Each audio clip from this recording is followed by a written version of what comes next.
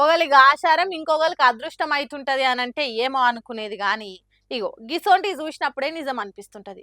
పాపం వైన్స్ దుఃఖన పైన బాధతోని బాటిల్ ఎత్తే కథ అయితే పబ్లిక్ ఏమో సంబరంతోని స్టఫ్ పెట్టుకొని మరి కాటన్లే ఖాళీ చేసే ముచ్చటైంది ఇట్లా. కానీరు కానీరు జల్దీ, ఎంతసేపు ఇంకా? ఆలస్యం అయితే పోలీసు వాళ్ళు వస్తారు మళ్ళా. కానీ జల్దీ, నువ్వు కూడా లేట్ చేస్తావు. ముచ్చటేందో అర్థమైపోయి ఉంటుంది ఈ పాటికి. చిత్తూరు జిల్లా బసిరెడ్డిపల్లి కాడ మందు కీసల లోడుతో పోతున్న ఆటో గాసారం గంగలు కలిసి నడు రోడ్డు మీద బొక్క బోర్ల పడ్డది. ఇక బాట పోయింట్ పోయేటోళ్ళు చూసి ప్రపంచంలో యాడా లేని ఫ్రీ సరకు మన కానే ఉండాది అని అనుకుంటా కొందరేమో కాటన్లే పట్టుకొని కాలు కాలుతున్నట్టే ఉరికితే, ఇంకొందరు లుంగీలు తువ్వాళ్ళ మూట కట్టుకొని ముడుసుకుంటా వెనకకు మళ్ళీ చూడకుండా ఎక్కడోళ్ళు అక్కడ ఉరికిరు. ఇక ఈ మందెక్కపోయే మహాకార్యంలో ఆడోళ్ళు కూడా తగ్గేదేలే అనుకుంటా తమ వంతు సహకారంగా తలా 5-6 పట్టుకొని ఉరికిరాట. ఇక ముచ్చట తెలిసి పోలీసులు సైరన్ సప్పుడు వేసుకొని వచ్చే వరకలా అరే ఆసాము లగెత్తరో అనుకుంటే దొరికిన కాడికి ఎత్తుకొని పరారయ్యారు. ఇక పోలీసు వాళ్ళు వచ్చి పక్కన వలిగిపోంగ మిలిగిపోయిన బాటిలను భద్రం చేసి వైన్ సోలను తీసుకుపోని ఇచ్చారు. మరి కన్న ముంగట్నే కాటన్ల కొద్ది మందు కలకలలాడుతుంటే ఫ్రీగా దొరికితే ఎవరు కుట్టరు కానీ, కాకుంటే టాపిక్ వచ్చినప్పుడల్లా అయ్యి బాబోయ్ తెలంగాణలో తెగదాగెత్తారండి, ఆడళ్ళు మొగాళ్ళు తేడా లేకుండా మంది ఎత్తారంటండి, మా దగ్గర అలా ఉండదండి అని డైలాగులు దంచే ముంగట ఇసొంటి చూసి మాట్లాడితే మంచిగా అనుకుంటా ఈ వీడియోని సోషల్ మీడియాలో షేర్ చేస్తున్నట్టు జనాలు. ఆత్మ బలిదానాలు అమరుల త్యాగాలతోని కొట్లాడి తెచ్చుకున్న తెలంగాణను ఒక్క మాట అన్నా కానీ రక్తం ఇట్లా ఉడికిపోతుంది, పిడికిలు బిగుసుకుంటది. నా తెలంగాణ తెరవచ్చిన పల్లెత్తు మాటన్నా ఖబర్దారని కసితో చెప్పాలనిపిస్తుంది. మరి మనకే ఇట్లా అనిపిస్తే తెలంగాణ రాష్ట్రానికి సీఎం ఉన్న రేవంత్ సారు ఎంత సీరియస్ కావాలి. అందుకే ఇగో ఈ తీర్ల శ్రమ తీసుకొని గట్టిగా గరమైండు.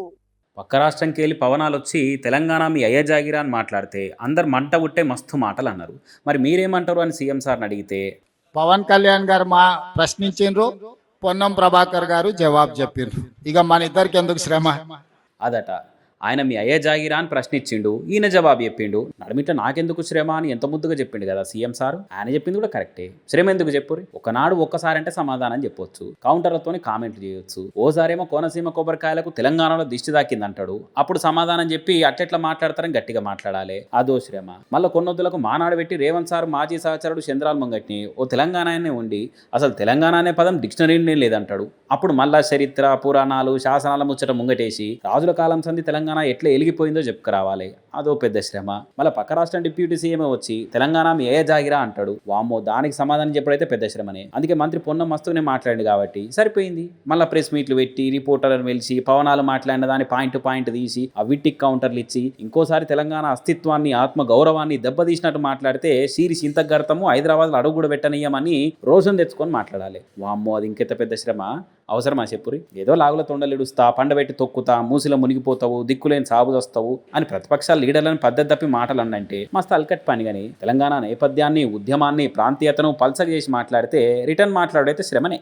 అది కూడా సీఎం హోదాలుండి నిత్య లచ్చ పనులతో బిజీగా ఉండి ఇట్లా తెలంగాణకు వ్యతిరేకంగా స్వరాష్ట్ర ఏర్పాటు కరెక్టే కాదన్నట్టుగా అట్లా మాట్లాడితే వాళ్ళకి గట్టిగా జవాబు చెప్పుడైతే చాలా శ్రమనేనయ్యో.